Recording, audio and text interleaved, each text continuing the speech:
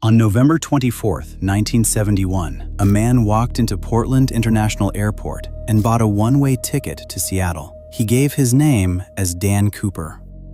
He wore a dark suit, a black tie, and carried a briefcase. He boarded Northwest Airlines Flight 305 along with 36 other passengers and 6 crew members. He took a seat in the back row, ordered a drink, and lit a cigarette. Because this was 1971, you could still smoke on a plane.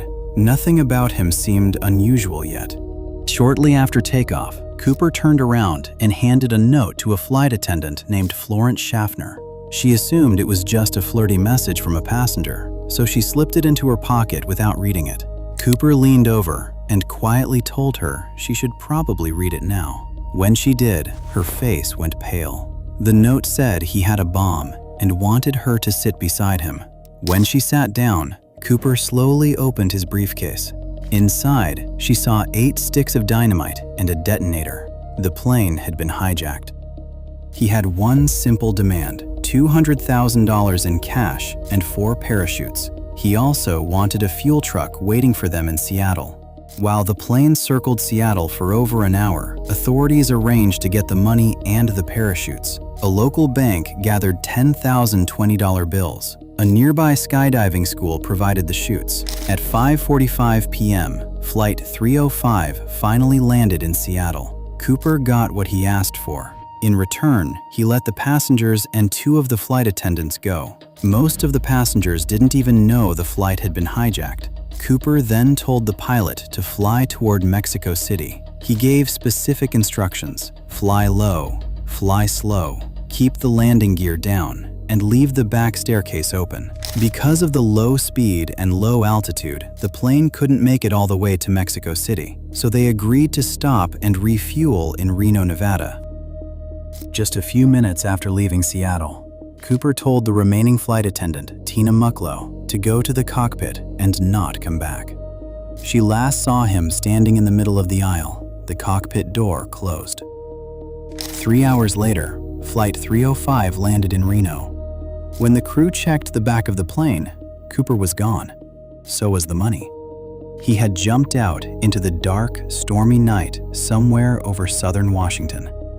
All he left behind were a black clip-on tie, 8 cigarette butts, and 2 of the 4 parachutes. Just like that, one of the most bizarre crimes in American history was over. But the mystery was only just beginning. The FBI quickly got to work. Based on the flight path and the time of the jump, they estimated Cooper had landed about 40 kilometers north of Portland. At dawn, they launched a massive search.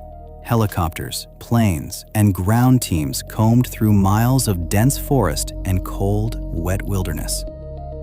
They found nothing. Since they had the serial numbers of all 10,000 bills, the FBI shared the list with banks, businesses, and the public. Anyone who found a matching note was asked to report it. Newspapers and airlines even offered rewards. Still, nothing turned up.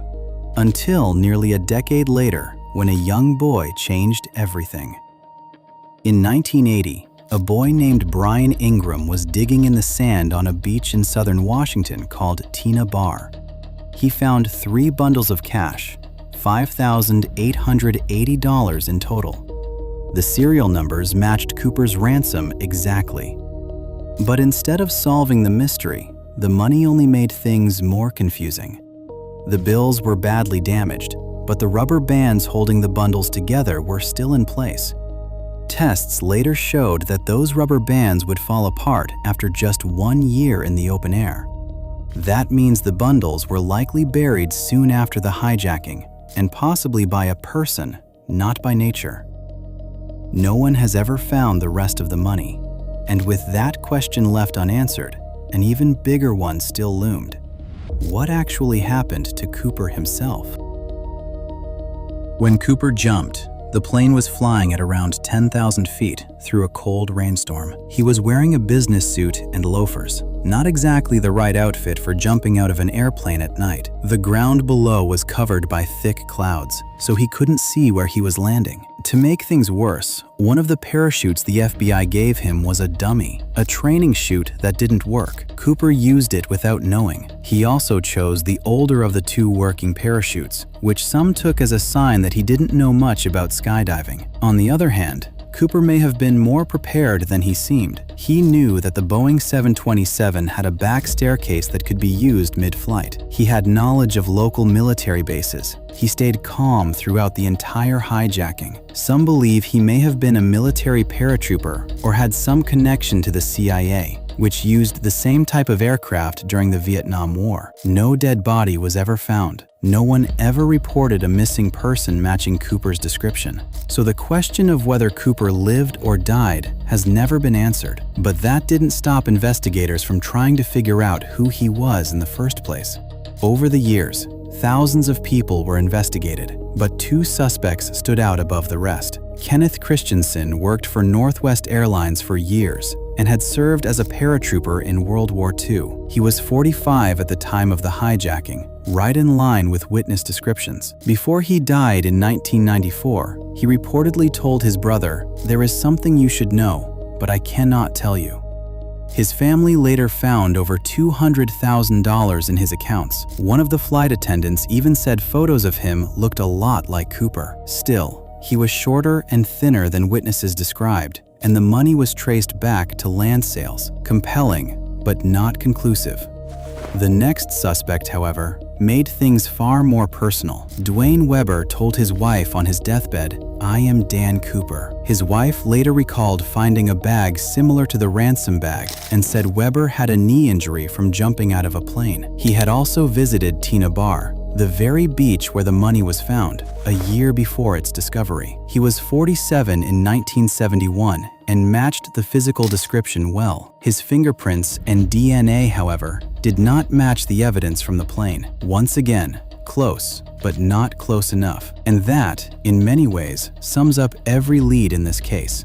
In 2016, the FBI officially closed the D.B. Cooper case. After 45 years and thousands of leads, they still had no solid answers. The tie Cooper left behind was studied under a microscope and found to contain rare metallic particles, suggesting he may have worked in a chemical plant or metal factory. It was one final clue in a case full of clues that never quite led anywhere. We don't know his real name. We don't know where he came from. We don't know if he lived or died. We don't even know exactly where he landed. What we do know is this: one ordinary-looking man on one rainy November night pulled off one of the most daring crimes in American history, collected $200,000, stepped off the back of a moving plane, and disappeared into the dark.